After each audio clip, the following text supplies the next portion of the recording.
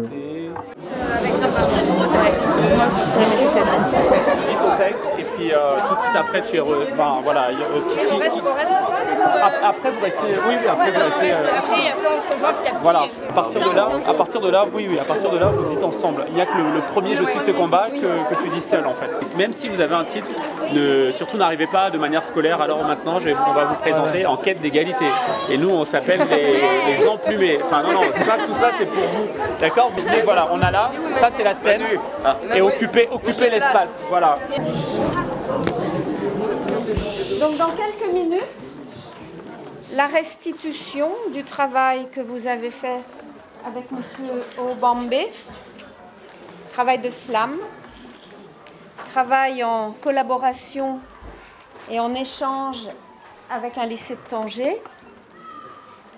Monsieur Bure de la Mission laïque française peut peut-être nous dire un mot? Oui, écoutez, je suis plutôt ravi effectivement d'être avec vous aujourd'hui. Nous sommes à la Mission laïque française en charge d'établissements français à l'étranger, dont certains sont effectivement au Maroc. Ce qui nous intéresse, c'est de voir justement comment vous, on va dire jeunes parisiens, vous vous emparez de ces questions d'égalité garçon-fille, du slam, de ce que la poésie peut apporter aujourd'hui, et de voir donc comment les jeunes Marocains que nous avons dans nos établissements français, qui suivent le programme français comme vous, s'emparent de ces mêmes questions. Je vais vous demander un maximum d'attention, de silence, d'écoute et de respect pour les camarades qui vont défiler sur cette scène improbable. Donc on est ravis que vous soyez aussi nombreux. Si vous êtes venus là, c'est parce que vous avez envie de partager un moment de poésie et d'humanité avec vos camarades. Donc vraiment accordez-leur le maximum de silence, d'écoute et donc de respect. C'est un mot que j'aime beaucoup et que je ne cesserai de partager avec vous. Le respect pour les camarades qui vont défiler sur cette scène. Et ce respect va commencer par un tonnerre d'applaudissements pour eux, s'il vous plaît.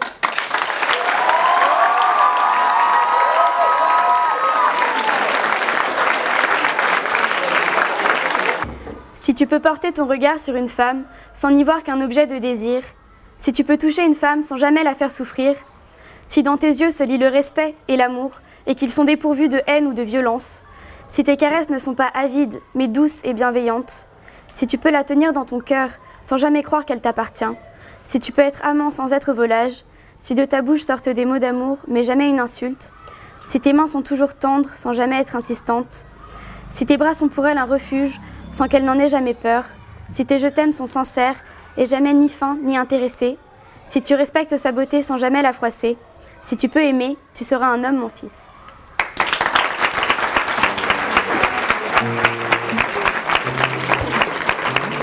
Je suis un humain, mais ce sont des chiens qui nous mettent en cage.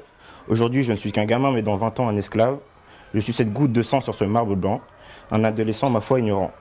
Nous sommes jeunes et différents, dans un monde aveugle et voyant. Lorsque je suis sous la pluie, je me demande qui je suis. Nous les femmes sommes des ombres entravées d'éclat, des âmes noyées de désarroi.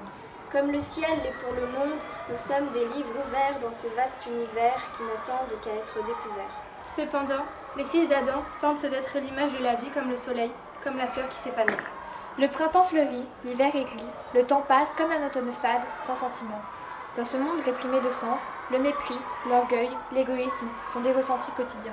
Dans ce miroir au reflet écrasant, les femmes ont acquis des droits, mais cela n'est cependant pas suffisant.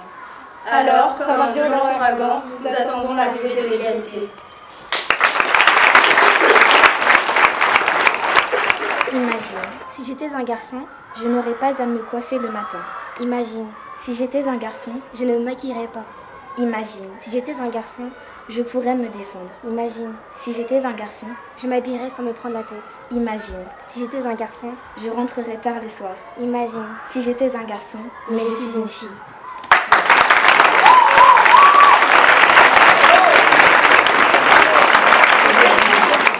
Je suis ce combat. Nous sommes face à notre feuille blanche, les mots qui attendent d'être écrits. Nous sommes le poing qui se lève et qui chante la victoire d'un combat qui n'a pas encore commencé. Et nous marchons en rythme, scandant, criant, défendant notre cause. Et nous marchons sur les pas des femmes d'antan, qui avant nous ont cherché à se faire entendre. Je suis ce combat. Nous sommes la douceur de la main qui frappe en plein cœur. Nous sommes la fleur qui se ferme au soleil. Nous sommes les pétales de rose qui, s'en détachant, glissent au gré du vent. Et nous sifflons le chant de la victoire prochaine. Je suis. Nous sommes ce combat. À quoi sert la poésie? À tout et à rien. À quoi sert la poésie? À tout et à rien. À tout et à rien. Et c'est en cela même qu'elle est absolument nécessaire, urgente et vitale, urgente et vitale. Alors dis-moi, à quoi sert la poésie? À approfondir son imaginaire. À quoi sert la poésie? La poésie sert à faire danser ses pensées. À quoi sert la poésie? À s'envoler loin de la réalité. À se souvenir de se souvenir et à oublier d'oublier. À quoi sert la poésie? À quoi sert la poésie? À voyager avec le cœur. À quoi sert la poésie? À tout et à rien. Ça a été très agréable parce que j'ai eu une classe avec une belle écoute. Et puis des élèves volontaires qui ont lâché prose assez vite, de manière très naturelle, très spontanée, et qui ont compris en fait finalement que la poésie était peut-être autre chose qu'un exercice scolaire. Voilà. Et ça, c'est un des grands bonheurs aussi que j'ai quand j'anime des ateliers, quand les élèves arrivent à ressentir ça, que la poésie peut être la respiration de l'homme ou de la femme debout. On a gagné quelque chose. Et là, c'est vraiment ce qui s'est passé avec cette classe en fait.